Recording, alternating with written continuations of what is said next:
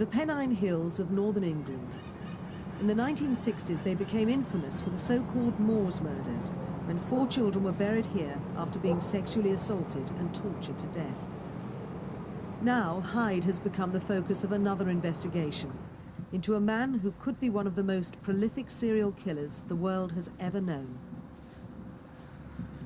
Alice Kitchen, Marie Quinn and Bianca Pomfret were among as many as 466 people thought to have been murdered by their family doctor, Harold Frederick Shipman. Most were elderly women found dead in their homes after he'd visited them.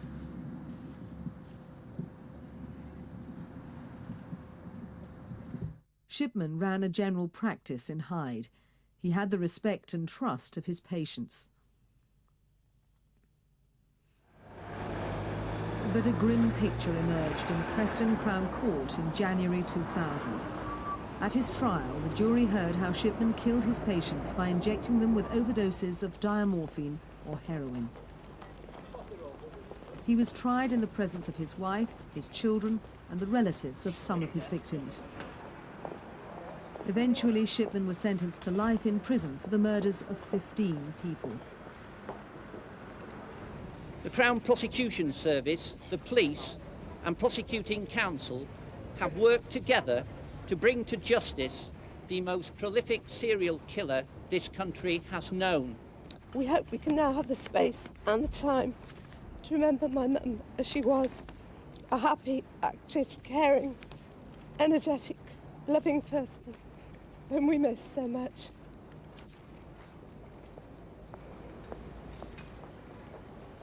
In the months since, the people of Hyde have been struggling to come to terms with the revelations. Shipman served as family doctor to 1 in 10 people in the town, and many here feel a deep sense of betrayal. This congregation alone lost 5 parishioners. In the name of the Father, and of the Son, and of the Holy Spirit. The healing process has been slow. The suffering and sorrow of the first 15 cases was traumatic. But now an inquiry into the deaths of the other 451 people has meant much more anguish and uncertainty. Nearly all the families that I have been counselling and dealing with had an absolute trust in this man. They never, I mean, there are still many families here in Hyde who still do not believe that he did this. That's how much they trusted him. Many of these God-fearing people are struggling with their consciences. Some feel that they shouldn't come to church because they can't forgive Shipman for what he's done. Others are tormented by feelings of guilt that they failed to act earlier. The doctor took pains to cover his crimes. Although a number of relatives and friends had doubts about the sudden loss of their loved one, they never challenged Shipman's diagnosis. Now they must come to terms with their remorse. There are many people who feel very, very guilty that they didn't do something about or report it. And whenever you say to them, well, why didn't you? They say, well, who would believe me? Susan McAlpine had no real suspicions about her mother's death until investigating police officers contacted her.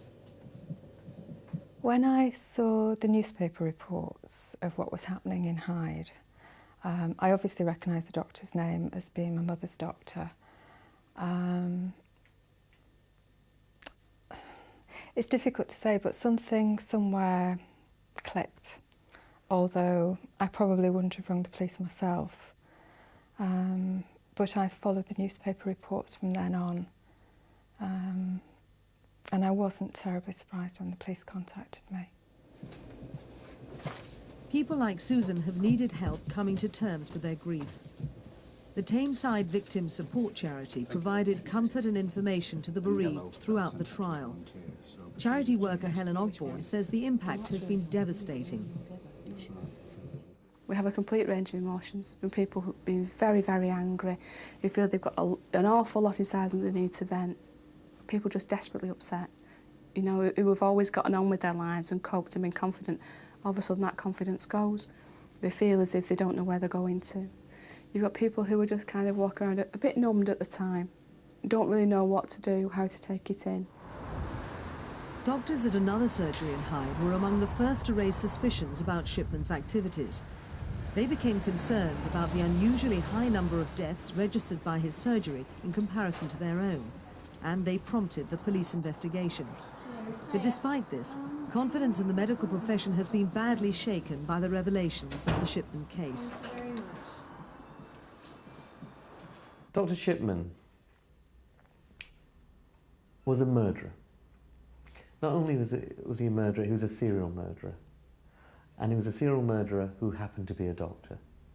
I mean, the more I look at the case, the more I believe that that was the case and not the other way round.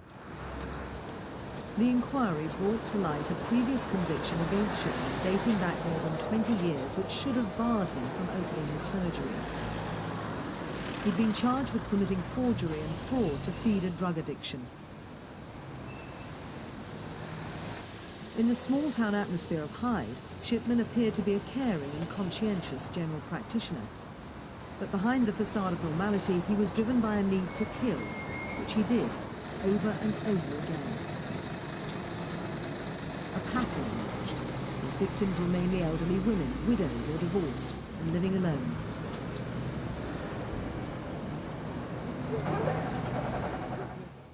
Almost everyone in Hyde knows someone affected by the Shipman case. What's strange is that the murders went undetected for so long. Most of this is christening. But the doctor altered his victims' medical records to avoid the need for post-mortems. Only when he forged the will of his last victim, Kathleen Grundy, was he finally apprehended. Hyde has been tainted by his terrible legacy. Goodbye, love.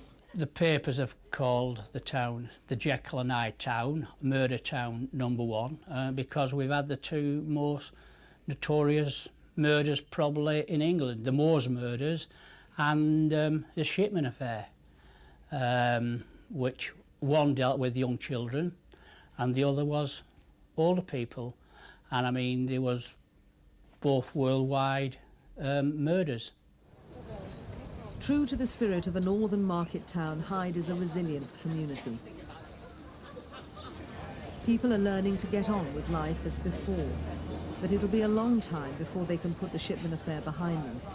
Questions remain, and a need to make sense of it all.